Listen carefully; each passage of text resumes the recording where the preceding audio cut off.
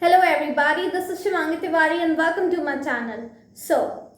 Today I'm going to tell you about what is importance of Python and why Python is so demanding programming language. You might be thinking that why Python? Is it so important and so demanding? So wait, come and follow me and I'll show you why Python is so demanding and why I am teaching you Python in this series. So let's come. I'll show you. Why Python is so popular, the world's fastest growing programming language.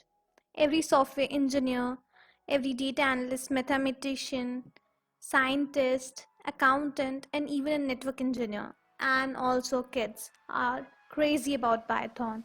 It is used in big data, automation, IoT, AI, and much more. It is also helpful in web apps, mobile apps, desktop apps, even in testing and also in hacking. So you can imagine Python is everywhere. Now you might be thinking that this can be done with other programming languages too, then why Python? So let's see. Solve complex programs in less time with few lines of code is done with the help of Python. Let's see, for example, Hello World. Here, if we want HEL, what we'll do in C Sharp, what we'll do in JavaScript, and what we will do in Python. Just look at the screen. So that is why Python is so demanding, as it is very easy and very comfortable language among JavaScript, C Sharp, Java and all that. If you think this is enough, wait, there are much more in Python. So let's see.